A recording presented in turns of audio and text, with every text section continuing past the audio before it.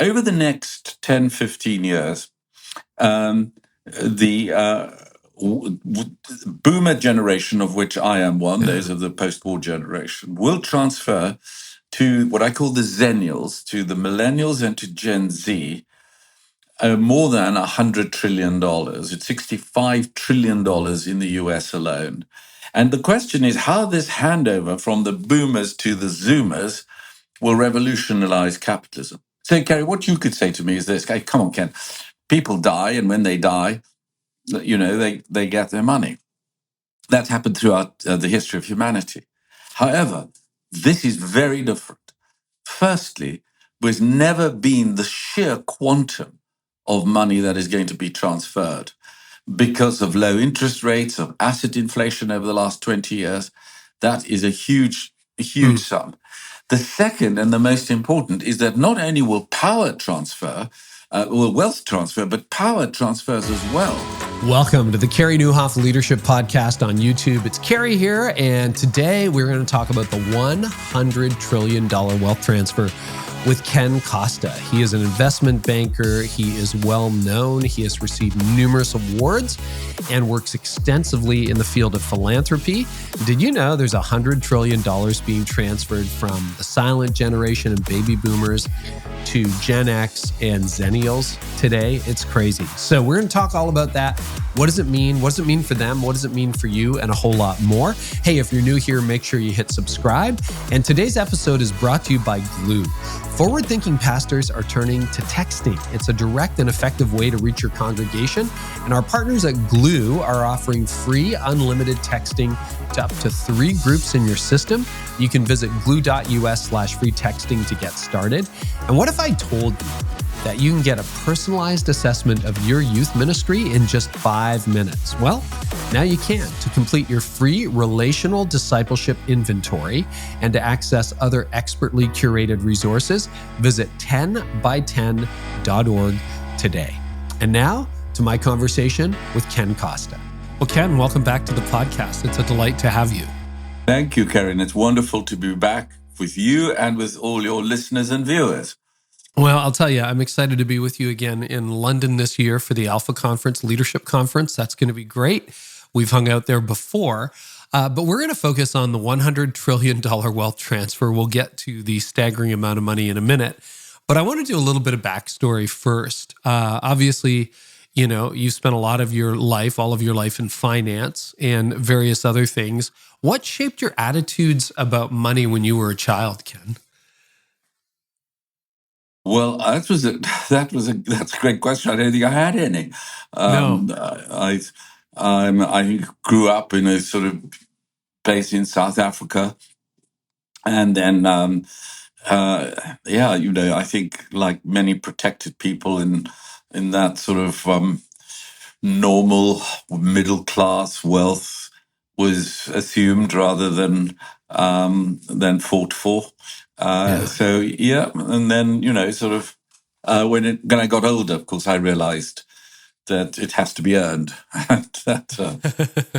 and then becoming to faith, of course, had the profound effect of realizing that so many people have a complete misunderstanding of what money is in the kingdom and how to respond to it.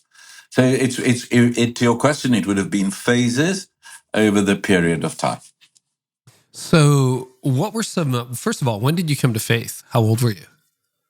So I was in university in Cambridge in London. I'd left South Africa because the system there was still under the apartheid regime, and I hated the injustice of it all. Was a young Marxist, as one could expect, believed that one needed a revolution to change the country, and that the churches were all complicit in maintaining the power status. So I left there without much regard to faith, was brought up in sort of nominally Catholic family. But then in university in Cambridge, faith came alive together with a group of people called Justin Welby, who's the Archbishop of Canterbury, and Nicky Gumbel, who founded Alpha. So it was a small group of people, and it was an awakening time for us. That's a really interesting concentration of notable people as students at Cambridge. I mean, yourself, Justin Welby, who's gone on to become the Archbishop of Canterbury, Nikki Gumbel, the founder of Alpha, and past vicar of Holy Trinity Brompton. That's really interesting. What was it in the water supply or in the air in that moment that brought that concentration of individuals together in the same place at the same time? Well, I think it was the water supply, but it was the water supply of the Spirit of God. It was a special outpouring of the fresh water of the Spirit at the time.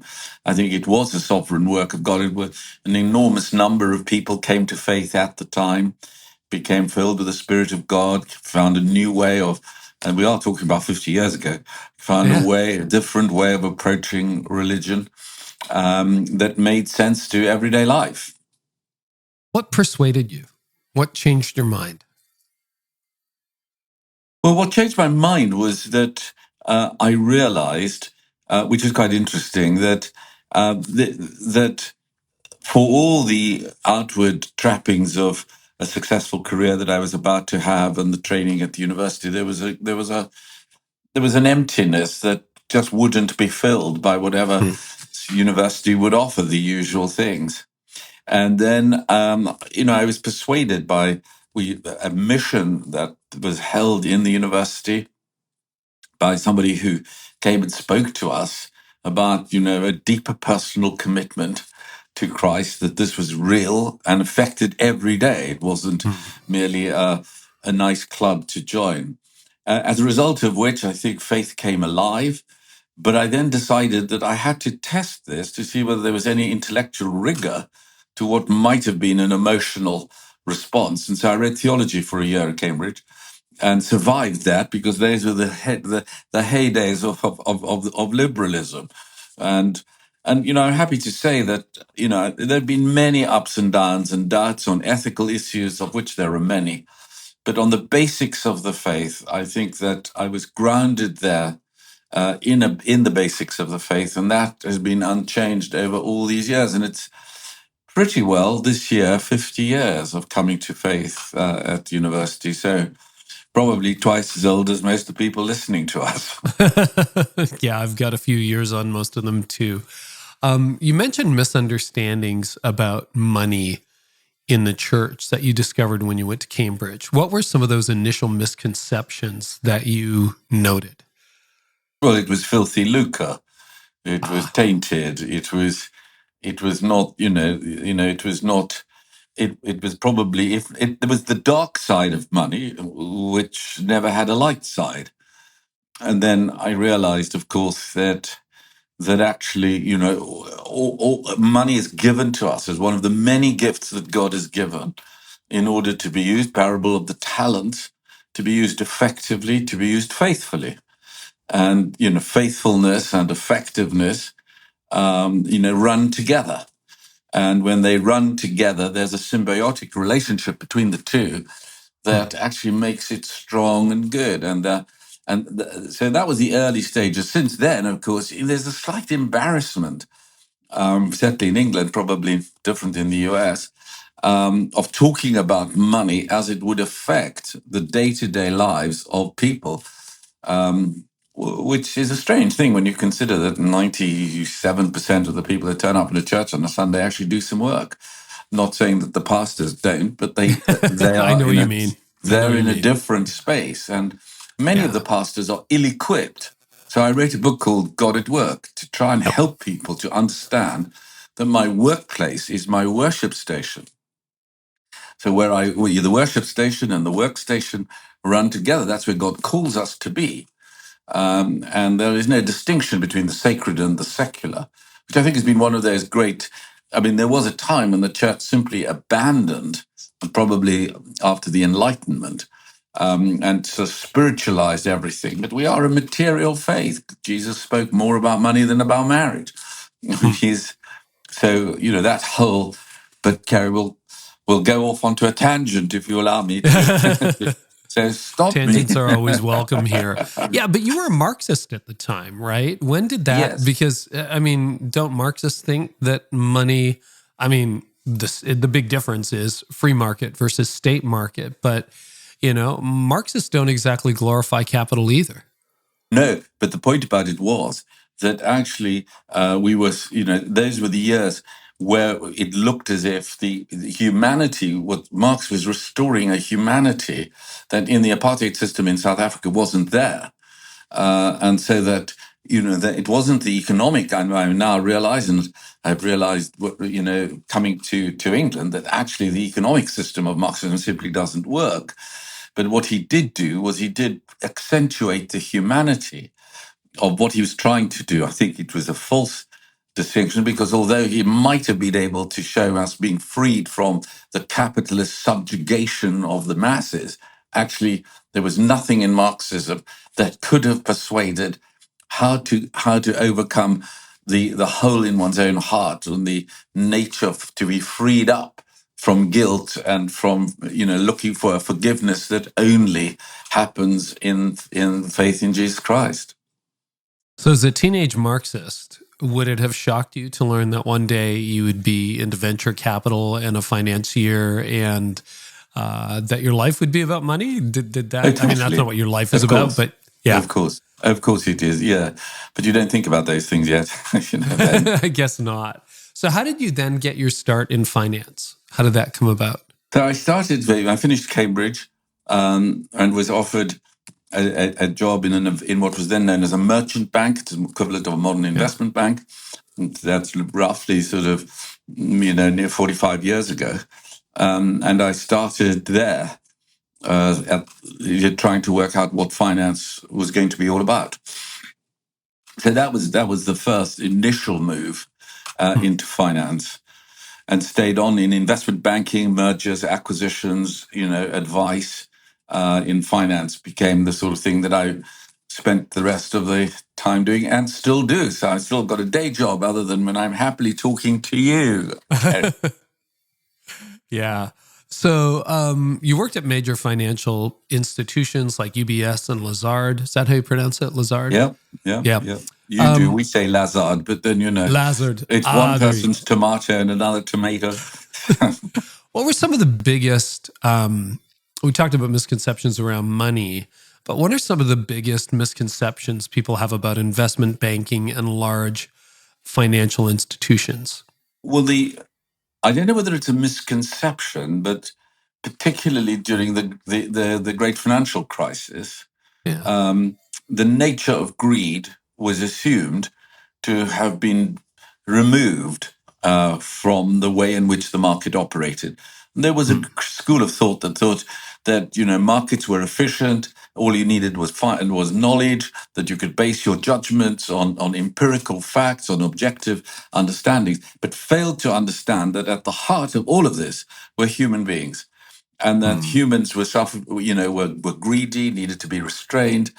And what happened was the belief that was like a three-cornered stool. There was one spindle that was finance. There was another that was doing well, emotionally concerned. Third, on trust. And what happened is that the two spindles on the stool broke. You were left with finance, and the whole thing collapsed, because trust has to be built by individuals which are spiritual, emotional, as well as financial. You want to do well, yes, but you want to do good as well. And the good bit dropped off, and banks became excessively leveraged. Greed took over. Trust was broken. And it was one of the first major shocks to the capitalist system. Yeah, one of the things, seminary, most of our listeners work at a church. We have a good percentage that are like you. They work in the wider world and serve in the church. And then we've got a scattering of other listeners too. But, having served as a pastor for 20 years, you live off a salary, usually fairly modest, etc. Sometimes money can be a struggle for pastors. You've had a lot of, if you can call it, success personally, financially, and that's not guaranteed, because you can be an investment banker and not make money, or lose all kinds of money, or make a good but average wage, but you've had extraordinary success. I'd love for you to unpack some inflection points or some good decisions. I'm sure you've made mixed decisions over time like everybody, but I'd like you to look back and maybe pick out a couple of inflection points or good decisions you made along the way that could be instructive to the rest of us. I think the first inflection, I remember it very vividly, was realizing that money's the power of money. Most people misunderstand the extraordinary powerful nature. I mean, after all, your money will survive you. When you die, there will be a bank account. It would be the estate of Carey Nieuwhof, but there will be a bank account. There will be money in it, I imagine. Well, this is what we're working toward. We're hoping. And so it becomes an idol. And the idol, the principal claim of the idol is to survive death, or to be able to manage death, or to sweeten death. And so so the first realization, I remember walking down a street in London next to the majestic Bank of England, as solid as you could imagine it to be, and realizing that actually it was a temporary institution, that it would go like money would go. It did not have that permanence that would be claiming all people's allegiance to that. So I think that was that first realization that money was fleeting but powerful. And if you underestimate it, then you really have begun to start with trouble. So that, I think, was a major change on the understanding of it. The second, I remember, was the nature of tithing. I know people have differing views, particularly in England, where they say, well, you don't want to be prescriptive, you need to be generous, etc. The generosity I've always worked out with the most generous never manages to add up to 10%, but there we are. If you are going to be generous, I think you want to be over that number. And so, I didn't think in the early stages of, life was difficult. We had a young family, there was a big mortgage to pay, there were payments on cars, and salary wasn't as much. And so obviously it was difficult making payments, but we started small and incrementally added. And I think just that discipline of facing the reality, but wanting to correct it, made a big change in the understanding of money.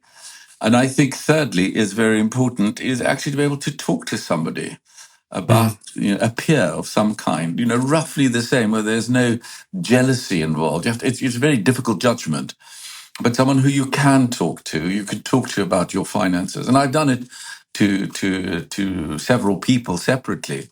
And I've learned a lot from others who've made those comments to me. So those would be the milestones in that journey. But it is a journey, Carey. Money's the power of money. Economists talk about money being nominal. We could use bits of bead and exchange things, but instead we've got a currency. But the Bible is very full of one thing, that money is numinous. In other words, it has power in itself.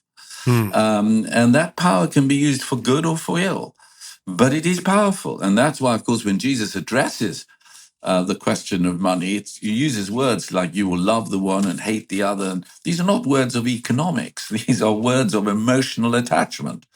And so he recognizes that we need to be able to stand freed from the greed and the rapacious desires that money brings to all of us. I mean, I've seen greedy billionaires and the most amazingly generous billionaires. I've seen greedy students and the most amazingly generous young students. It just cuts across the attitude to finance and to money.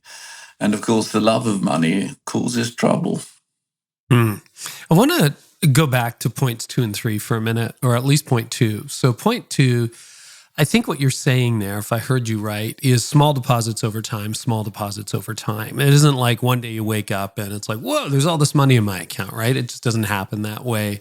And something like Warren Buffett, if you look at him, value investor, made most of his fortune after the age of 65, simply through compounding. You read people like Morgan Housel or Scott Galloway, and many others who talk about compound interest as the eighth wonder in the world. And yet a lot of people don't really understand compound interest. So for the leader who's putting away $50 a week, or $100 a month or something like that, who thinks this isn't amounting to a hill of beans, can you just give us a quick short tutorial in the power of compound interest and what happens over time?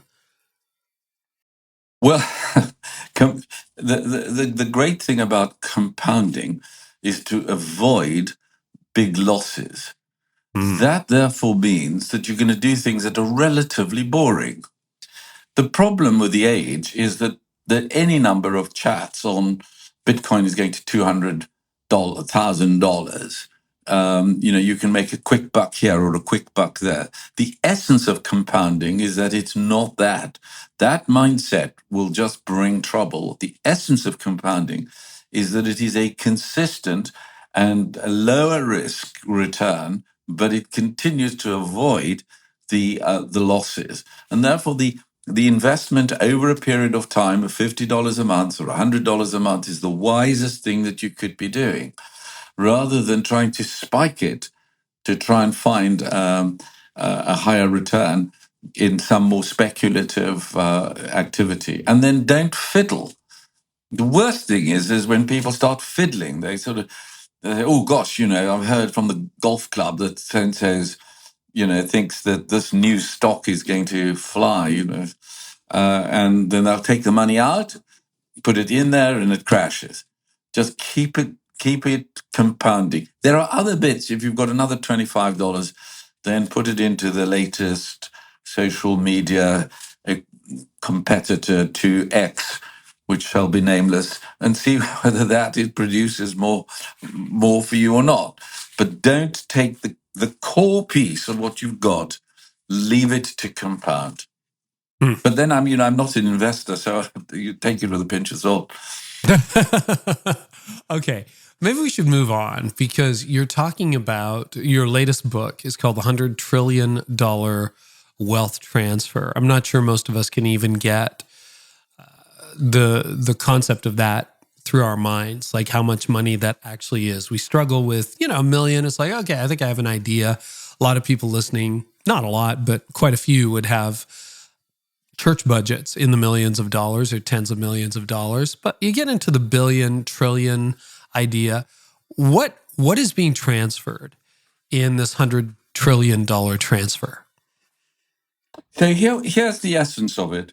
Over the next 10, 15 years, the boomer generation, of which I am one, those of the post-war generation, will transfer to what I call the Zennials, to the Millennials and to Gen Z, more than $100 trillion. It's $65 trillion in the US alone.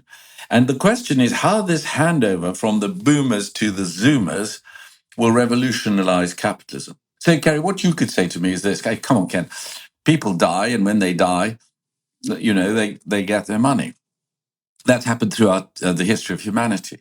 However, this is very different. Firstly, there's never been the sheer quantum of money that is going to be transferred because of low interest rates, of asset inflation over the last 20 years. That is a huge sum. The second and the most important is that not only will power transfer, will wealth transfer, but power transfers as well, because the new generation are firstly extremely tech savvy. They're not afraid of artificial intelligence, quantum computing, and chat GPT, and any of that, as a previous generation were, and will use that as a tool.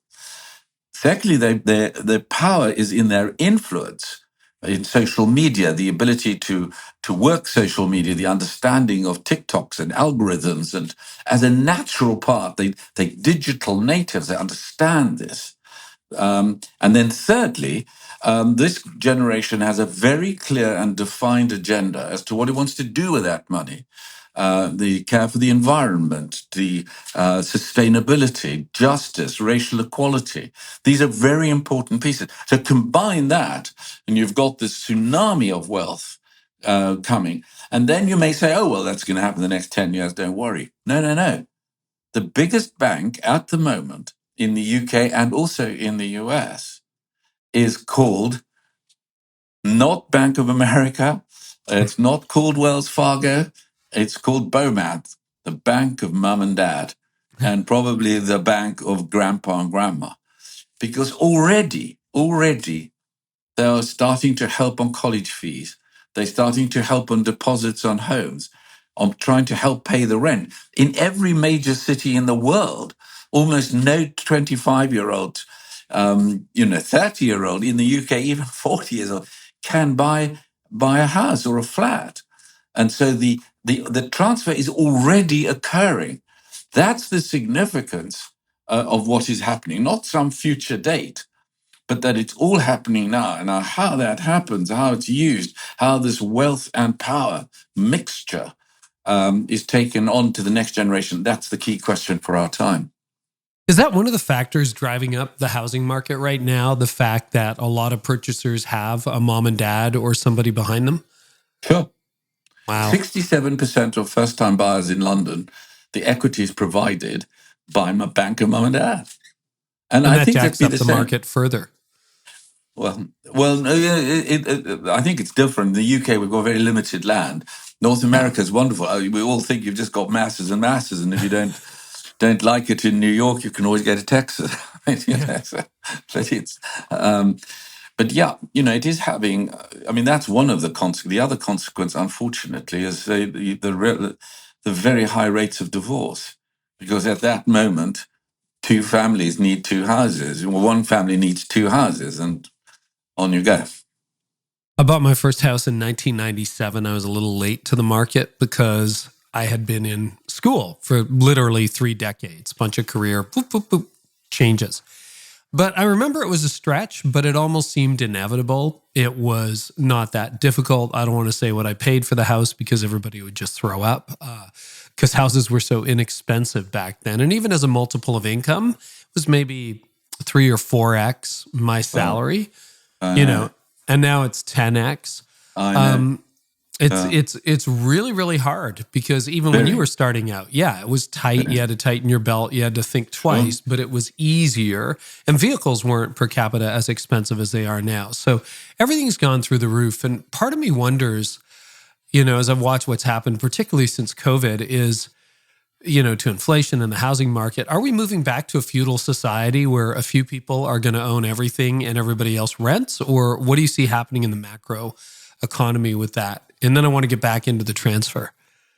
Well, the interesting, I think that there are significant changes that we cannot judge. We do not know what the tech revolution will bring about. We have no idea of what blockchain or artificial intelligence or quantum computing is going to do to change. Now, the reason why that's important is because a generation that is much more savvy in its technology can accumulate capital at a rate far more than just the mere accumulation of a previous generation.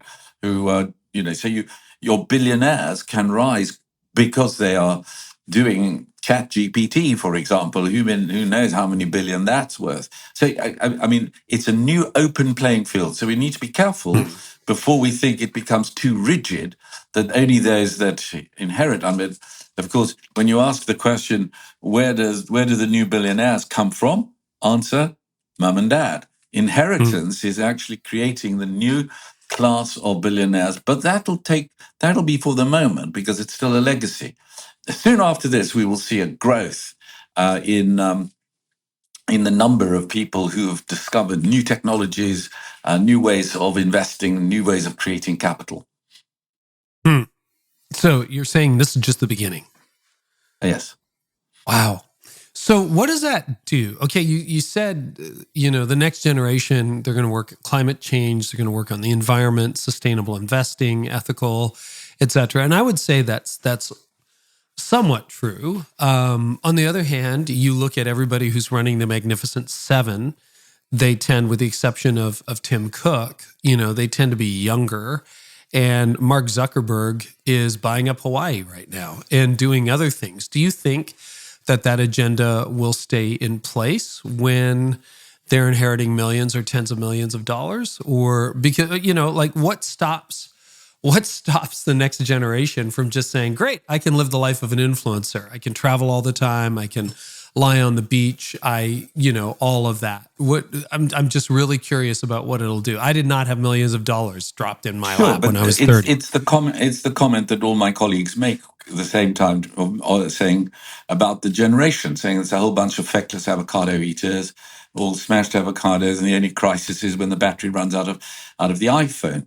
But I think this totally misreads the generation. In my view, that what has happened is it's a prophetic generation. It's not just that they think these are interesting things and that they can take the money and just do what they want. They want to do well with their money.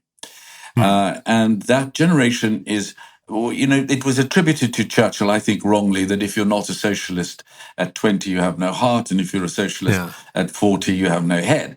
I think that what is now happening is that the Gen Zs and the millennials will be at the end of this decade in the majority of all public, of the key offices in the C-suites of major corporations and in the churches. And they're still committed. This is the thing, they haven't changed. They are still committed to that agenda. So I think that this generation is prophetic. I think they really are wanting to do well, but to do good as well. And that we has shifted. Most people say this is still the the iPhone, the iPad, everything begins with I. I don't think that's true. I think, do you not perceive it? Do you not perceive that the I is moving to the where, to the we? And that in part is the danger, because the way I put it is this: we need the hindsight of the boomers, that's our generation, my generation, but we need the insight of the Zoomers, which is the lack of fear for the future, the technological enablement, to create the foresight that'll preach hindsight, insight, foresight. The purpose of the corporations. And they were looking for purpose. They want to know that they're working within purposeful organizations.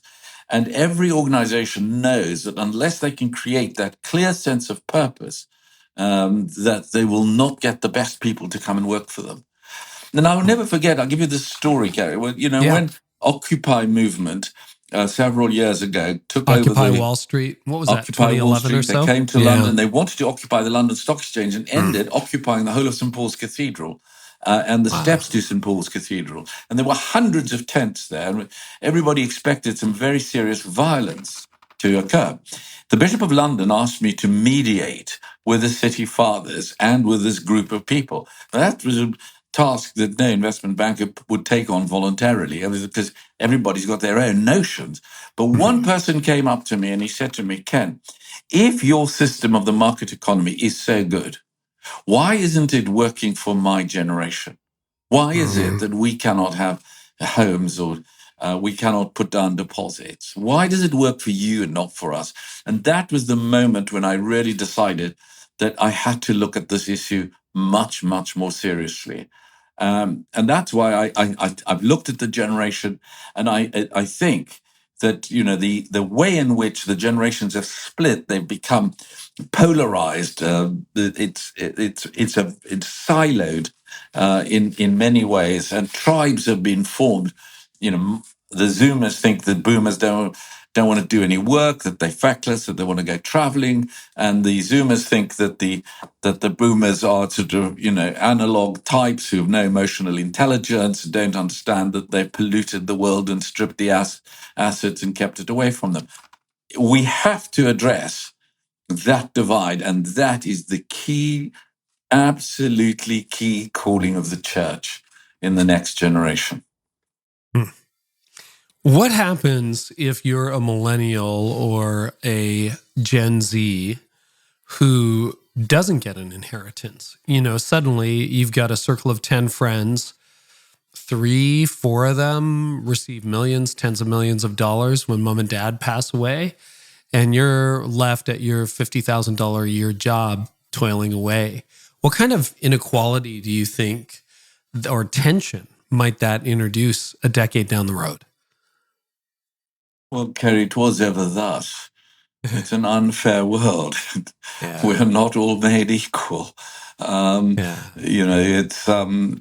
We are talking about a particular grouping of people that will be inheriting of this kind. But the interesting thing is, all the way down, even to sort of working people, middle class people, there'll be a home to hand over. There's something there to look forward to all the way down. But there is always going to be a problem. I'm on a fixed salary, and I look at somebody else who's inheriting. Nothing has changed. Human nature will always be tempted to envy, and the Ten Commandments need to be drawn together.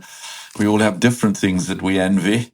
I sort of envy the creativity and the excitement and the energy of young people. They may have a different envy. So I'm afraid it's the human condition. It is the human condition. Any thoughts on what might happen to the middle class a decade or 20 years from now?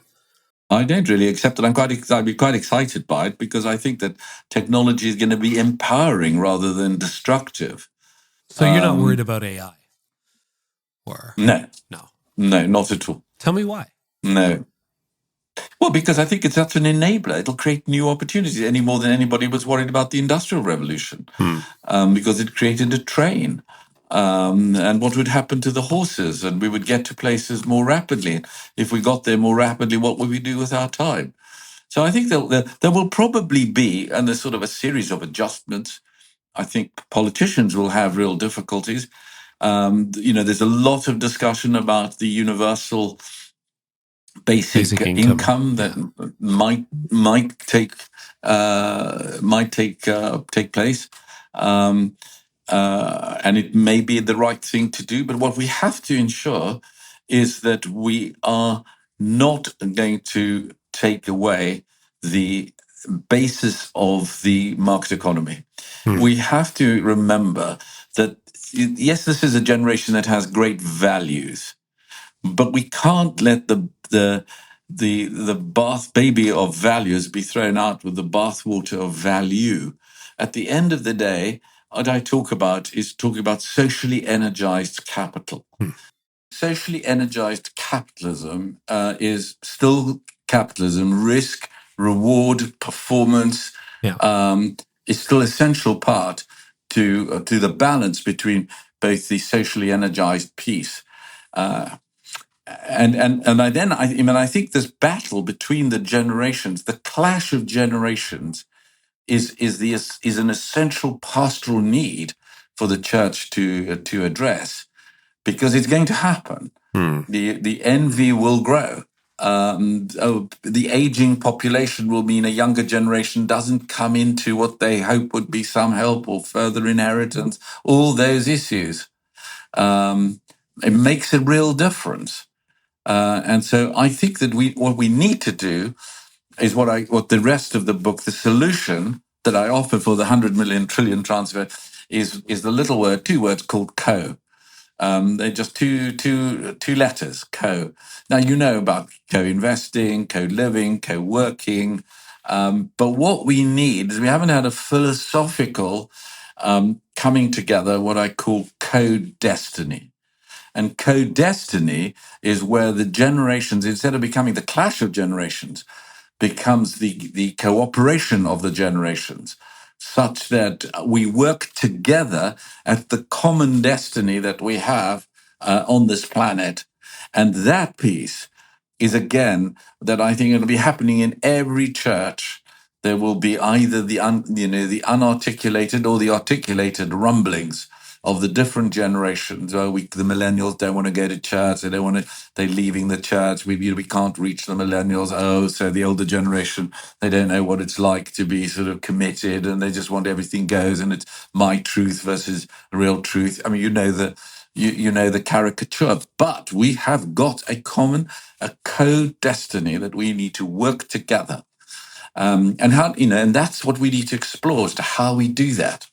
Yeah, and I guess that's my question. That goes back to the third point you raised at the very beginning, which how important it is to have someone to talk to about how to handle money. And I got to say, as a young adult, that was something I tried to get all through my 30s, but didn't really discover the right formula, the right people until my 40s. And honestly, once I got an opportunity to talk to somebody who understood money, who understood my priorities, my values, it got so much easier. So when you think about the co-destiny and actually generations working together, how would you set that up? Because I mean, once the transfer has been made, is that something the next generation is going to be looking for? How would you foster that? Sure. Well, that's a key question, and it's a very important one. So what I'd say is this: is for our generation, it needs to have finding opportunities both to coach, to mentor, to invest, to work alongside the next generation, the boomers. They're all looking for new apps, new ways of investing, new ways of disintermediating the existing structures of the economy. Mm-hmm. But they need the wisdom of an older generation. So my first thing is to the older persons, say, seek out the opportunities where the guys, particularly those that are starting up businesses. It's also true, of course, to those who are in paid employment without the startups. But concentrating on that. On the other side of it, it is that for the Zoomers to recognize that there is something that can be gained by them working together with and co-investing. I see no reason why churches wouldn't be able to organize those things. But people are retiring when they're 60 or 70 and are perfectly capable of another 10, 15 years of useful life. Mm-hmm. Society just sort of turns them out. The church could get around those and say, look, we'd like you to mentor. You've been an accountant, mentor these younger guys, help them in their finances. So you can be much more active in the pulling together of the co-destinies that we would have. And then I think particularly for the boomers, it has to be to recognize that this generation has got a serious way of wanting to govern the future, to view the future, when we need to respect them, and not just think of it being an entitled group of a spoilt generation, but a real generation that actually is asking some seriously important questions of the future of humanity. And once we treat them with that respect, I think we begin to get the co-destiny working together, which is why I think it's so critical in the churches. And therefore, the $100 trillion transfer is not just an academic book for bankers. It really does cut across every piece of our society. When you think about all the money that is going to be transferred from one generation to the next, to what extent are boomers and even Gen X, who are now, pushing 60 on the front end, to what extent are they remembering the kingdom or churches in their estate planning? Do you have any stats on that? Or is it pretty much all just going to the kids? I don't. And and a lot of it will depend on the way in which they were brought up. Yeah. So that those that have been generous whilst they were alive, paying their tithes, their contributions to the churches, by and large feel that they would have done what their generation should have done, and that the next generation should take on the growth of the churches in the communities in which they're operating. But I think that I don't have the statistics to see whether the legacies are such that they would want to do that. That's something to think through. My sense is that that's not happening for the most part. It used to happen. I grew up mainline, and that was very typical in declining mainline churches. I don't see it as typical in evangelical growing non-denominational churches. I don't. No, that's partly because it's a view that the next generation should be the ones. Yeah. After all, they're going to have the legacy of the finances. They should be the ones that actually support the communities in the churches where they feel comfortable. So it's in a sense, there is an altruism to it, which says you are going to benefit from this transfer, but you need to be responsible for the churches in which you're operating and the communities that you want strengthened.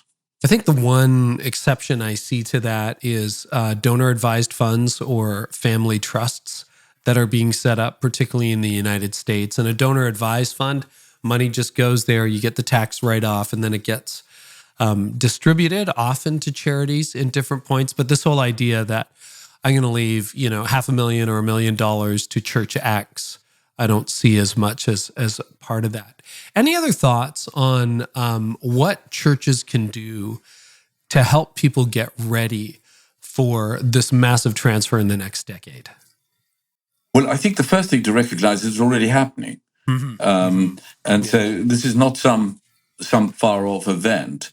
And therefore, there are two sides to it. One is the boomer generation, all of whom are thinking these very thoughts.